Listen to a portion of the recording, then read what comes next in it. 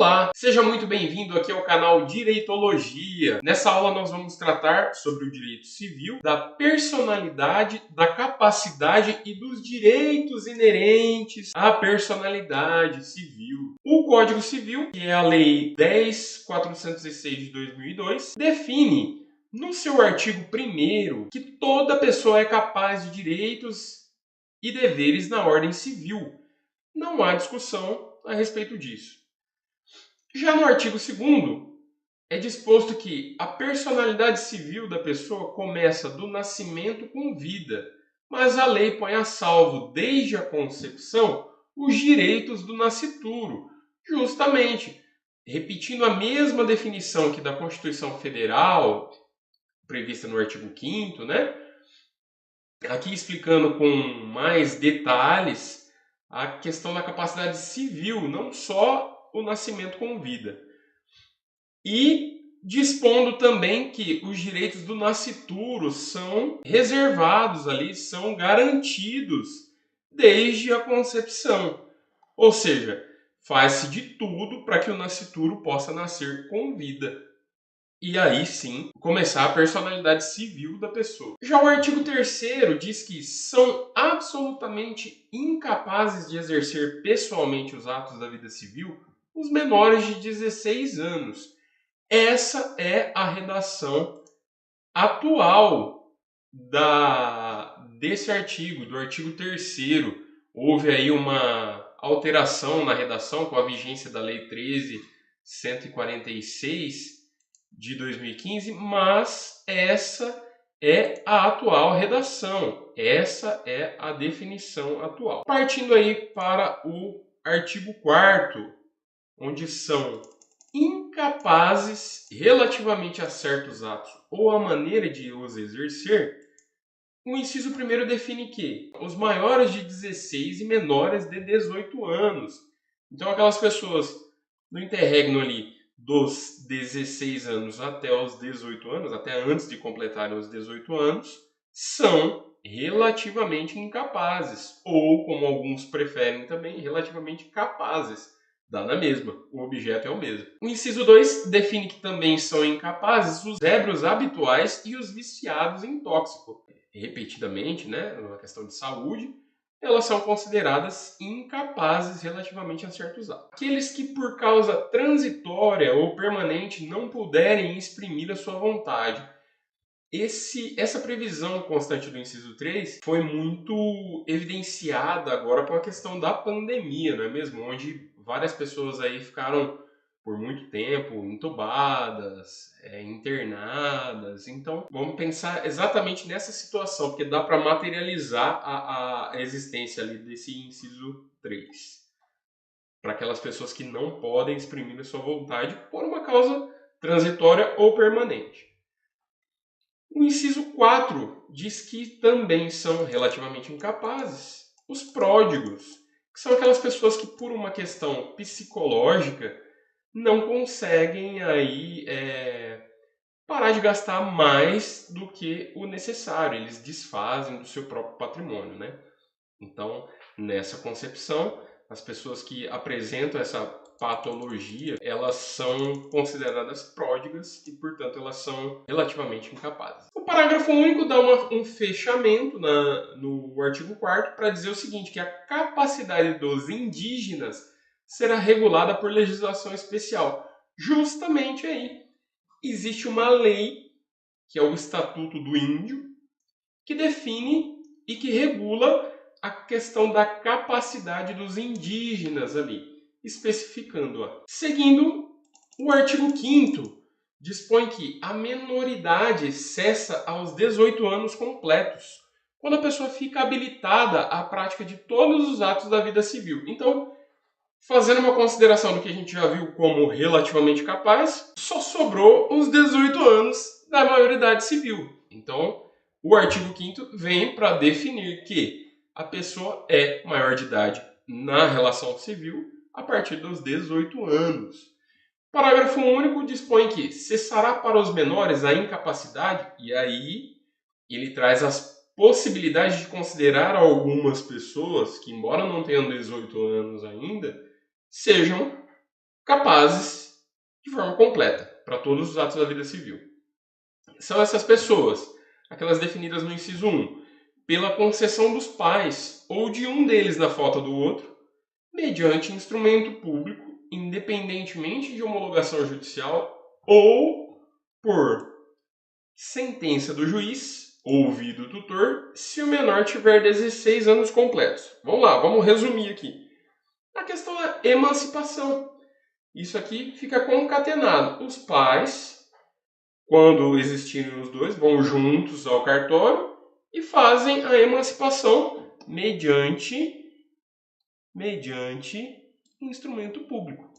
Mas a lei ainda define a possibilidade de que nem todos os pais ou os pais não existam em relação a determinada pessoa que se deseja fazer essa concessão. Pode ser que falte um dos pais ou que não tenha nenhum. Então, ela dispõe que, independente de homologação ou por sentença, havendo sentença ou não, se ouvido o tutor, se for o caso de um tutor representar, né, estiver representando, se o menor tiver 16 anos completos. Então, esses requisitos todos têm que ser preenchidos desde que a pessoa seja maior de 16 anos, para haver aí o reconhecimento dessa cessação da incapacidade, mesmo sendo menor de 18 anos. Outra hipótese em que cessará para os menores a incapacidade é a tratada pelo inciso 2, a do casamento. Ou seja, aquele menor de 16 a 18 anos que se casar, se habilitar e se casar definitivamente, ele tem cessada ali a menoridade, no mesmo teor que o da escritura pública aqui, o do instrumento público, nessa mesma situação. Já o inciso 3, ele define que cessa a incapacidade para os menores também pelo exercício de um emprego público efetivo, ou seja, desde que haja um emprego público efetivo por parte do menor de 16 a 18 anos, antes de 18 anos, ele pode ser considerado como capaz, mesmo não tendo 18 anos. Outra hipótese é a prevista pelo inciso 4, pela colação de grau em curso de ensino superior, ou seja, concluiu a faculdade, também já é reconhecido para fins de direito, embora ainda não tenha 18 anos. Já o inciso 5, a última definição dada aí pelo artigo 5º, diz que pelo estabelecimento civil ou comercial ou pela existência de relação de emprego, desde que, em função deles, estabelecimento civil ou comercial ou existência de emprego, o menor com 16 anos completos tem a economia própria, ou seja, aquele menor entre 16 e antes dos 18 anos que seja ativo na questão de trabalho ou de desenvolvimento ali do seu próprio negócio, né, e tenha economia própria.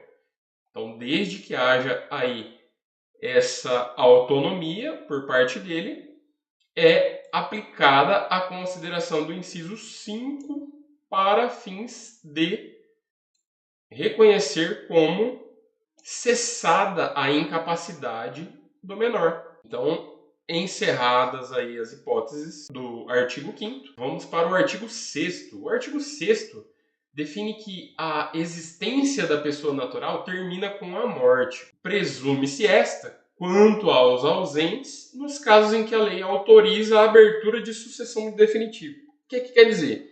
Ele dá duas hipóteses. Olha, morreu e comprova-se a morte, tem certidão de óbito, tem declaração de óbito feita por um médico e a certidão de óbito consequente, feita lá no cartório, considero morte, acabou. encerrou-se a existência da pessoa natural.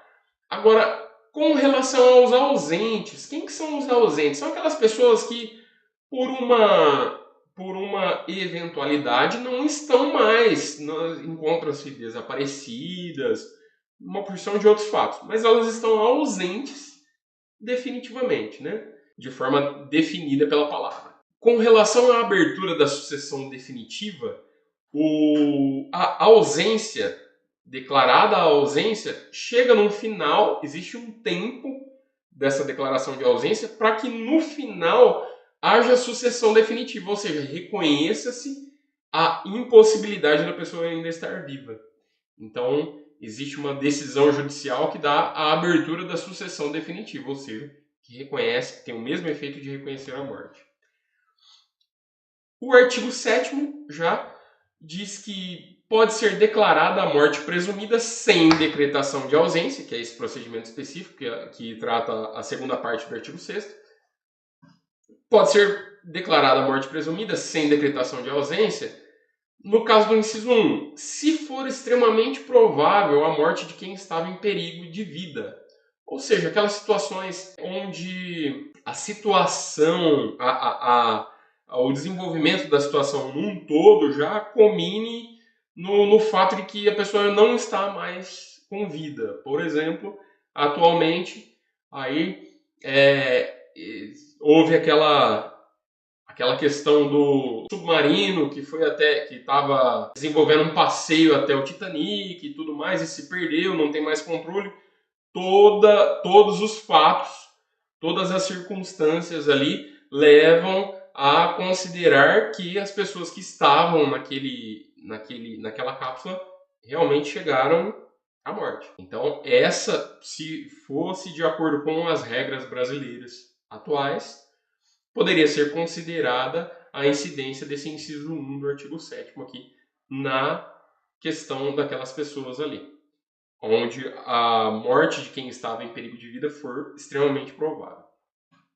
O inciso 2 dispõe que se alguém desaparecido em campanha ou feito prisioneiro não for encontrado em até 2 anos após o término da guerra. Exatamente. Então, definido aqui.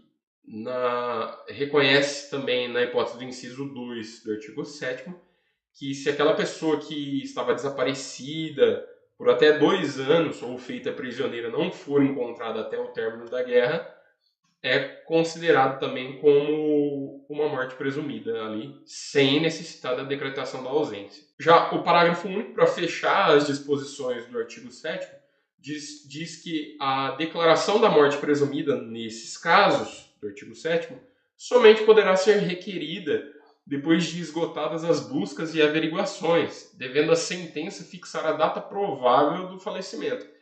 Então é uma definição aqui para decisão que declarar essa situação da morte presumida aqui. Tem que haver ali, tem que ser esgotadas todas as buscas e averiguações, e a sentença tem que determinar, provavelmente eles morreram no dia 22, no dia 21, de acordo com os fatos e as circunstâncias ali do caso específico. Então, o artigo 8º, na sequência, diz que se 2 ou mais indivíduos falecerem na mesma ocasião, não se podendo averiguar se algum dos comonientes, morreram em conjuntos, precedeu a outros, presumir-se-ão simultaneamente mortos. O que quer dizer? Existe uma celeuma, porque se um morre antes e o outro morre depois, aquele que morreu antes, em sucessão, transfere os seus bens para aquele outro, se for, desde que seja membro da família, esteja dentro da linha sucessória e tudo mais. Mas como que se vai definir isso? Vai ficar muito complicado, vai ser muito complexo, é muito subjetivo. Então a lei já criou esse mecanismo para dizer o seguinte, olha, numa situação em que as duas pessoas estavam juntas e provavelmente os dois morreram na mesma situação, considera-se logo que foram simultaneamente mortos. Então aí já não tem discussão se um primeiro herda para depois passar para o outro. Não, os dois morreram ao mesmo tempo. Então vamos considerar para esse fato, porque senão a questão sucessória vai ficar muito difícil. Vai ficar muito difícil. Provas vão ter que ser produzidas, vai poder haver muito questionamento, então a lei já veio para pacificar essa ideia aí. O artigo 9º diz que serão registrados em registro público. Inciso 1. Os nascimentos, casamentos e óbitos. Isso é fato. Quando nasce uma criança, no hospital existe a declaração de nascimento com vida, dada pelo médico, se realmente nasceu com vida e tudo mais. E logo em seguida, os pais têm que fazer a comunicação no cartório de nascimento ali, de pessoas naturais, onde se pega a certidão de nascimento. Esse é um fato. Mesma coisa no casamento. Casamento, para as pessoas contraírem casamento, tem que preencher todos os requisitos, né? Habilitarem-se, serem solteiros ou divorciados, preencherem todos os requisitos, prazos, existem várias regras aí que definem essa situação, onde se pega a certidão de casamento no final para dizer que são casados, e os óbitos, a mesma coisa também, o óbito também, o médico, da mesma forma que no nascimento, o médico constata a ocorrência do óbito, e essa declaração do médico depois é comunicada para o cartório de registro civil, o mesmo do nascimento, o mesmo do casamento. O cartório de registro civil também tem a competência para certificar o óbito. O inciso 2 diz que os registros públicos serão registrados em registro público. No caso do inciso 2, a emancipação por outorga dos pais ou por sentença do juiz. Lembra aquela disposição que a questão da incapacidade relativa antes dos 18 anos cessa por instrumento público, escritura pública? É essa questão aqui. A emancipação por outorga dos pais ou por sentença do juiz, quando for o caso. Lembra que nós falamos? Se faltar um dos pais, o juiz substitui a vontade do outro ou dos dois, se for o caso de haver tutor, enfim. O caso específico é que vai definir. Essa é a hipótese. Tem que haver o registro público da emancipação por outorga dos pais ou por sentença do juiz. O inciso 3, ainda tratando da questão do registro público, o inciso 3 diz que será registrado para o registro público a interdição por incapacidade absoluta ou relativa, através de um processo específico. E depois dessa sentença transitada em julgada, a interdição ela deve ser levada ao registro público. Lá no cartório de registro civil tem que ficar constando a existência dessa interdição por incapacidade absoluta ou relativa. O inciso 4 dispõe que será registrado em registro público a sentença declaratória de ausência e de morte presumida. Temos uma decisão judicial que dispõe a respeito da ausência ou de morte presumida de uma determinada pessoa, preenchendo todos os requisitos, né, desde que demonstrada a situação, efetivamente.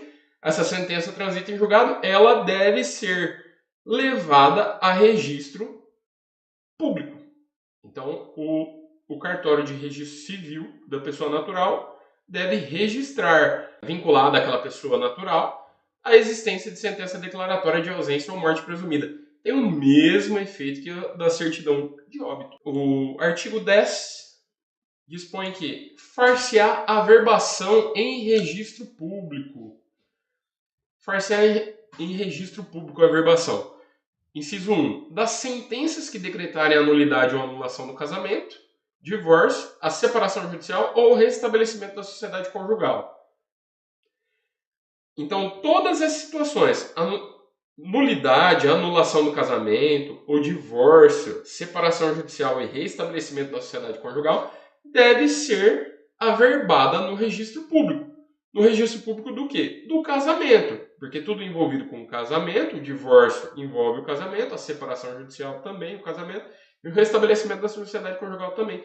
Então, tudo deve ser averbado no registro público do casamento, uma vez havido entre as determinadas pessoas. O inciso 2 dispõe que dos atos judiciais ou extrajudiciais que declararem ou reconhecerem a filiação, deve-se fazer a averbação no registro público.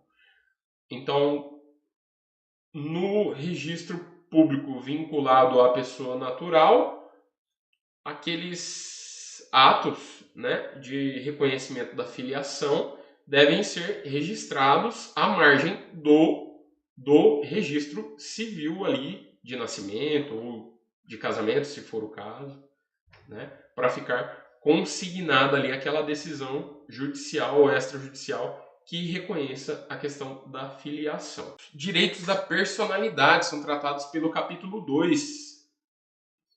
O artigo 11 dispõe que, com exceção dos casos previstos em lei, os direitos da personalidade são intransmissíveis e irrenunciáveis, não podendo o seu exercício sofrer limitação voluntária. É exatamente isso. Ninguém pode dispor de um direito da personalidade, aquilo que é íntimo, aquilo que é exclusivo. Direito da personalidade não se pode sofrer limitação. O artigo 12 dispõe que pode-se exigir que cesse a ameaça ou a lesão a direito da personalidade, reclamar perdas e danos sem prejuízo de outras sanções previstas. Proteger a ameaça, lesão ou a lesão a direito da personalidade, reclamar perdas e danos. Os danos aí nesse sentido, sem prejuízo de outras sanções previstas aí em lei, né? Então, um mesmo fato pode ocasionar outras sanções. Com relação ainda ao artigo 12, o parágrafo único diz que, em se tratando de morto, terá legitimação para requerer a medida prevista nesse artigo o cônjuge sobrevivente ou qualquer parente em linha reta ou colateral até o 4º grau. Então, o parágrafo único vem para dizer o seguinte: se houver uma tratativa a respeito de danos ali, de ameaça aos direitos da personalidade, e sendo a pessoa ameaçada, a pessoa aviltada morta, já, né? Quem tem a competência para buscar reparação, para buscar a medida ali, ou o cônjuge sobrevivente da pessoa que morreu, ou qualquer parente dele na linha reta. A linha reta é dos pais, dos avós, bisavós, ou para baixo também os filhos, ou colateral. Aí abre-se a possibilidade, se não houver ninguém na linha reta, haverá o colateral até o 4º grau ali, que são os tios, né? Estende-se para esses outros lados. O artigo 13 diz que, salvo por exigência médica, é defeso, ou seja, é vedado, né, o ato de disposição do próprio corpo, quando importar diminuição permanente da integridade física ou contrariar aos bons costumes. Resumindo, é vedado que você se mate. Muito embora seja impossível no plano real essa vedação. Mas é defesa e disposição do próprio corpo, quando importar em diminuição permanente da integridade física. Você não pode cortar partes do seu corpo e doar para alguém, enfim. Isso contraria, além da integridade física, também os bons costumes, né? Então ninguém vai se escarnear aí, é vedado o ato de disposição. A previsão do parágrafo único desse artigo 13 é que o ato previsto nesse artigo será admitido para fins de transplante na forma estabelecida em lei especial. É claro que toda regra possui exceção. Nesse caso, bem imponderável, estabelece a questão de transplantes. Transplante de rim, por exemplo, que a pessoa tem 2 e pode doar 1, né? Então, existe uma regulação ideal ali na lei tratando essa situação. Olha, então isso aqui não é uma infringência ao artigo 13. O transplante não é uma infringência ao artigo 13 do Código Civil, ok? Tanto que ele é regulado pela legislação especial ali. Dando sequência ao nosso estudo, o artigo 14 dispõe que é válida, com objetivo científico ou altruístico, a disposição gratuita do próprio corpo, no todo ou em parte, para depois da morte. Então, diferente da previsão do artigo 13, onde você não pode, vivo, cortar pedaços do seu corpo e cedê-los, o 14 dispõe que você pode futuramente ter o seu corpo disposto, desde que seja depois da sua morte. Para questão científica e para fins altruísticos, né? O parágrafo único dispõe que o ato de disposição pode ser livremente revogado a qualquer tempo. Então, muito a gente vê as disposições que tinham antigamente nos RGs, doador de órgão, tal. Quando você foi tirar o RG, quando você foi fazer aquele RG e que constou a disposição ali que você é doador de órgão, naquele momento você tinha a intenção de ser doador de órgão. Mas se você mudou de ideia, aquela previsão que estava constando daquele seu documento, ela ainda não tem mais validade. Então, até mesmo por isso, foram tomadas medidas administrativas para que não houvesse mais essa constância aí, essas informações. Na sequência, o artigo 16 dispõe que toda pessoa tem direito ao nome, nele compreendidos o prenome e o sobrenome. Então, como nós sabemos, o prenome é aquele que seus pais definem de pronto, por querer. Por exemplo, no meu caso, eu sou o Tiago. E o sobrenome vem com decorrência da família, né? Para demonstrar de que família que você veio. Então, o prenome é o primeiro e o sobrenome é a sequência que define a questão da origem da família. Na sequência, o artigo 17 dispõe que o nome da pessoa não pode ser empregado por outrem em publicações ou representações que exponham ao desprezo público, ainda quando não haja intenção difamatória. Resumindo, se o meu nome for divulgado ou usado de forma a me denegrir, a me desprezar, né, de forma pública, haverá uma violação aí às premissas do artigo 17. A gente sabe que existem outras questões também, aquele protesto indevido, por exemplo, né? Mas é uma base que vem aqui do artigo 17 do Código Civil. O artigo 18 dispõe que, sem autorização, não se pode usar o nome alheio em propaganda comercial. É fato, é fato.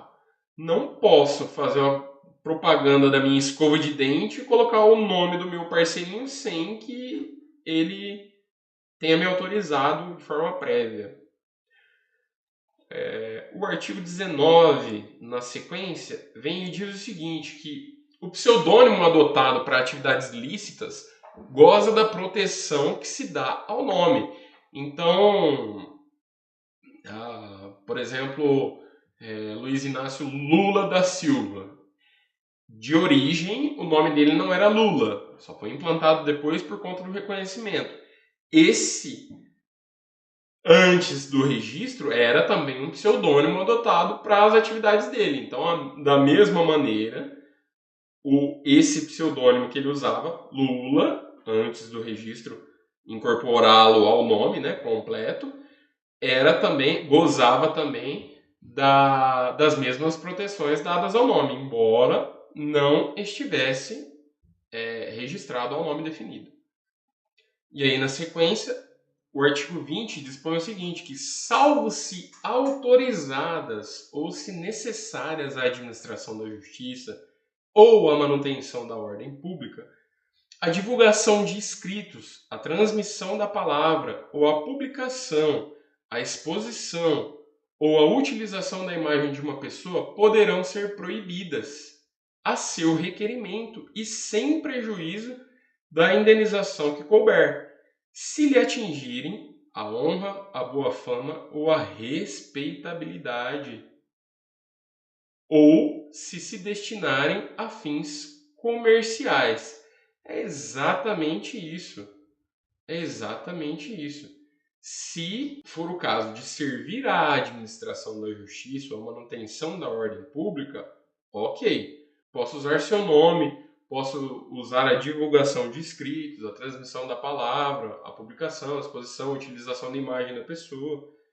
Mas, se for do contrário, poderão ser proibidas a seu requerimento e sem prejuízo da indenização que lhe couber, se atingir a honra, boa fama ou respeitabilidade. Atualizado aí pela disposição da ADIM 4815, que fez uma apreciação aí, uma definição específica. Resumindo, tudo aquilo que se envolve com a minha personalidade, ou seja, escritos, palavra, publicação, exposição, utilização da minha imagem, né? Se for para fins comerciais, ou se atingirem a minha honra, a boa fama, o respeito, e eu quiser, né? Eu posso considerar como ilegal essa disposição, a não ser que seja necessária a exibição dessas palavras, escritos, transmissão, publicação, exposição da imagem e tudo mais, para fins da administração da justiça ou manutenção da ordem pública. Então, é isso aqui que tem que ficar muito bem definido, a não ser que seja para isso, essa exibição ela é proibida. O parágrafo único, para definir aí, para fechar o artigo, ele diz que, em se tratando de morto ou de ausente, são partes legítimas para requerer essa proteção o cônjuge, os ascendentes ou descendentes. Igual aquela definição que a gente viu mais para cima, na outra questão do morto ali também, esse também tem a questão da representação aí dessas pessoas, mortas ou ausentes, no caso. Mas a definição dos parentes que podem pleitear aí, requerer essa proteção, delimitada diferente aqui. Ele escreve exatamente o cônjuge, os ascendentes ou os descendentes. Ele não fala nada de colateral até quarto grau e tudo mais. É bem definido aqui esse parágrafo único do artigo 20. Por último, tratando dessa nossa matéria aí da capacidade civil e os direitos inerentes à personalidade, o Código Civil fecha com o artigo 21. O artigo 21 dispõe que a vida privada da pessoa natural é inviolável e o juiz, a requerimento do interessado, adotará as providências necessárias para impedir ou fazer cessar ato contrário a essa norma. Também uma definição dada pela ADIM 4815, que tratou de regulamentar aí essa disposição do artigo 21, dizendo que a vida privada da pessoa natural é inviolável e o juiz, a requerimento do interessado, adotará as providências necessárias para impedir ou fazer cessar o ato contrário a essa norma. Ela é autoexplicativa por si só. Muito obrigado. Se você gostou desse vídeo, deixe seu joinha, siga o canal Direitologia e nos acompanhe aí nos próximos vídeos. Muito obrigado e até mais.